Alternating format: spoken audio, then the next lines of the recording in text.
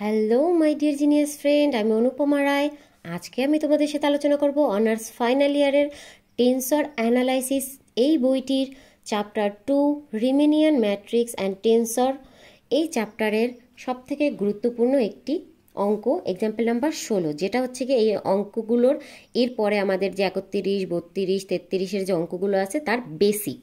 তো এখানে আমাদের বলা হয়েছে কি বেলনাকার স্থানাঙ্ক পদ্ধতিতে ম্যাট্রিক্স টেন্সর অথবা প্রথম মৌলিক টেন্সর নির্ণয় করো। তাহলে এখানে আমাদেরকে প্রথমে বেলনাকার স্থানাঙ্ক পদ্ধতিতে যে ম্যাট্রিক্সটা হয় সেই ম্যাট্রিক্সটা আগে জানতে হবে। সেই ম্যাট্রিক্সটাকে আমরা পরে সাধারণ টেন্সরের সাথে, সাধারণ ম্যাট্রিক্সের যে সংজ্ঞা আছে বা সূত্র আছে সেই সূত্রের সাথে তুলনা করে বেলনাকার ম্যাট্রিক্স পদ্ধতিতে প্রথম মৌলিক টেন্সর নির্ণয় করব। ঠিক আছে, তাহলে আমরা লিখে নেব, আমরা জানি। এগুলো নিয়ে আমি আমার বেসিক ক্লাসে আলোচনা করেছি কিভাবে আমাদের এই সূত্রগুলো এসেছে এবং এগুলোর কি কি। বেলনাকার স্থানাঙ্ক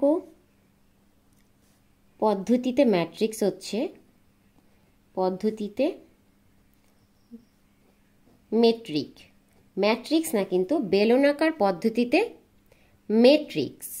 মেট্রিক্স হচ্ছে কি সূত্রটা dx² প্লাস d রো এর square plus rho square d phi square plus d z²। এইটা হচ্ছে আমাদের সূত্র, আর এটাকে আমরা 1 নম্বর সমীকরণ দেব। এবার আমাদেরকে এটাকে সাধারণ ম্যাট্রিক্সের যে সূত্র আছে তার সাথে তুলনা করতে হবে। তাহলে সাধারণ ম্যাট্রিক্সটা কি, আবার দিয়ে জানি সাধারণ ম্যাট্রিক্সের সূত্র হচ্ছে ds² equal to G covariant ij dxi dxj। এইখানে ij এর মান যা হবে এইখানেও সেই মানগুলো আমাদের বসিয়ে অঙ্কটাকে সমাধান করতে হবে।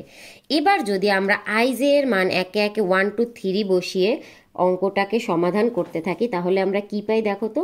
এই বাম পাশেরটা স্থির থাকবে, আমরা এখানে ij এর পরিবর্তে 1 1 টোটাল আমাদের 9টা মান আসবে। ঠিক আছে, 1 1, আর এখানে 1 হইলে i এর মান 1, j এর মান 1, তাহলে এখানে হবে কি dx1 dx1। তাহলে এখানে দুটোটাই x1 যেহেতু হয় তাহলে আমরা একসাথে এটাকে স্কোয়ার দিয়ে দিতে পারি।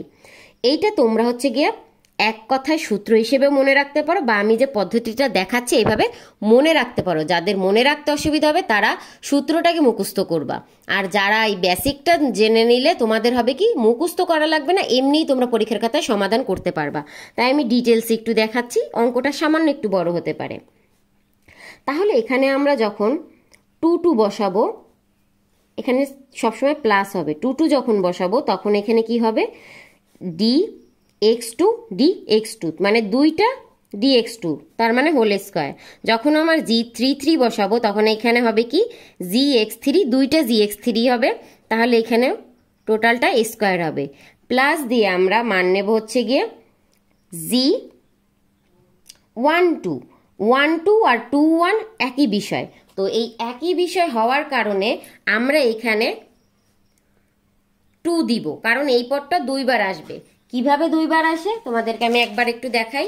এই যে দেখো, এর আগে আমি একটা ম্যাথ করাইছিলাম, সেখানে আমি বলছিলাম এই যে দেখো g12 যদি হয় তাহলে আমরা এখানে x1 বসাবো, dx2 বসাবো। তারপরে যখন আমরা g21 হয় তখন আমরা dx2 বসাবো, dx1, দুইটা সেমই পদ আসে, তাহলে আমরা এই দুইটাকে লিখতে পারি 2g12 dx1 dx2।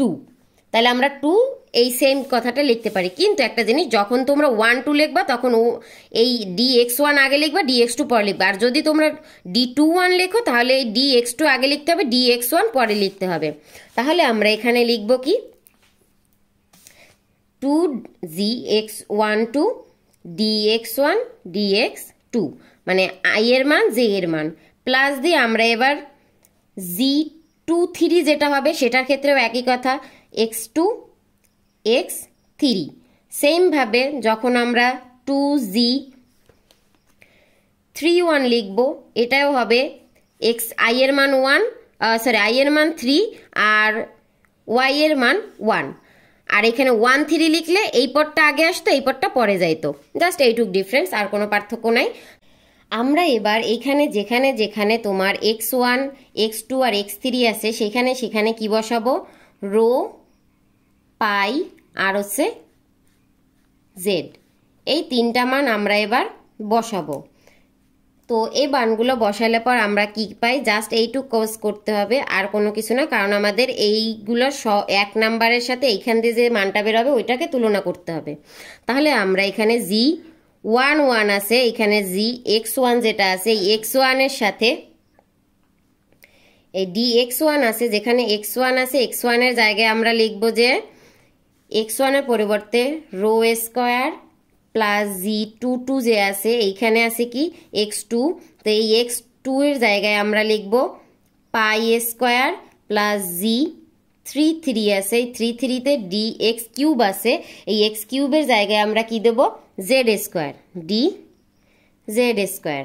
তো এই কাজটা যদি হয়ে যায় দেন আমাদের কাজ হচ্ছে গিয়ে এর পরের লাইনের এইটা 2G12 2G যে 12 আছে এই 12 জায়গায় তোমার হচ্ছে গিয়ে যেখানে x1 আছে সেখানে আমরা দিব ডি রো, আর যেখানে হচ্ছে গিয়ে x2 আছে সেখানে আমরা দিব ডি পাই।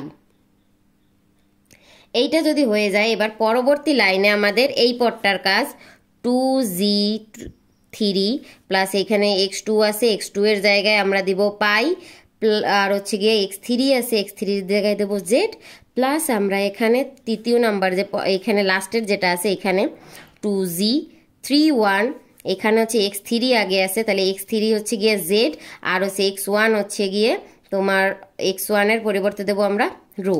তো এই লাইনটা আমরা হয়ে গেল। এই লাইনটাতে আমরা কি করেছি এখান দিয়ে আমরা একটু লিখে দেব, যেখানে x1 x2 x3 equal to rho, phi আর জেড। এইটা মনে রাখার জন্য আমি একটা টেকনিক বলি যে x1 এটার বদলে কি বসাবো, এইখানে রো আছে, এখানে পাই আছে আর এখানে জেড আছে, তাই আমরা রো পাই জেড বসাইছি সিরিয়াল বাই। তো এই আর একটা ছোট টেকনিক মনে রাখার জন্য।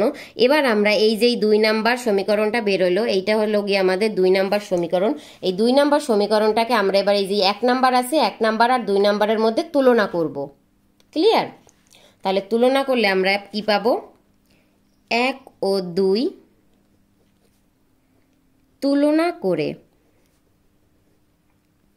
যেখানে যেখানে এই ডি রো স্কয়ার আছে, ডি রো স্কয়ারের সহগ হচ্ছে G11, G11 এর মান হবে 1, এখানে জি রো পাই স্কয়ার আছে, জি পাই স্কয়ারের সহগ আছে কি রো স্কয়ার, তাহলে G22 এর মান হচ্ছে রো স্কয়ার, আর এখানে আছে G Z square, G Z স্কয়ারের মান হলো গিয়ে G33, সহগ হচ্ছে G33, তাহলে এখানে এইটার সহগ হচ্ছে 1, তাহলে এই কয়টার মান হবে যে 1 রো স্কয়ার আর 1, আর বাকি যেগুলো আছে 1 2 2 1, তারপরে হচ্ছে গিয়া G23 32, তারপরে G31 13, এইগুলার মান হয়ে যাবে 0। তাহলে সেই মান কয়টাই আমরা এখানে লিখে নেই।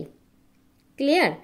G11 equal to 1, G22 equal to rho square, G33 equal to 1, আর বাকিগুলোকে আমরা একসাথে ইকুয়াল দিয়ে দেব, G12 equal to G21 equal to G32 equal to G23 equal to G31 equal to G13 equal to 0। সবগুলোর মান 0, তাই আমরা এক লাইনে লিখে দিলাম। এবার আমাদের পরবর্তী কাজ হবে গিয়ে এই মানগুলোকে ম্যাট্রিক্সের রূপান্তর করা। তো এটাকে ম্যাট্রিক্সের রূপান্তরের জন্য আমরা লিখব বেলনাকার, এইখানে আকারটা নাই, বেলনাকার স্থানাঙ্কে ম্যাট্রিক্সের আকার, কিসের আকার, ম্যাট্রিক্সের আকার দেব।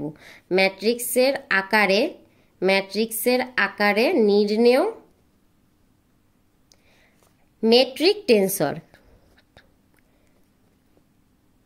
ম্যাট্রিক্স আমাদেরকে ম্যাট্রিক টেন্সর বা প্রথম মৌলিক টেন্সর নির্ণয় করতে বলছে, ঠিক আছে?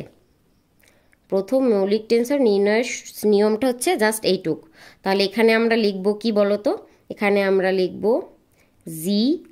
আই জে, এখানে কিন্তু নিচে হবে কোভেরিয়েন্ট ম্যাট্রিক্স। দেন হচ্ছে গিয়ে এখানে আমরা লিখবো এইটার সূত্রটা লিখবো, এখানে যে আছে এই জি আই জের সূত্রটা হচ্ছে G11 G12 G13 G21 G22 G23 আর হচ্ছে গিয়া G31 G32 G33।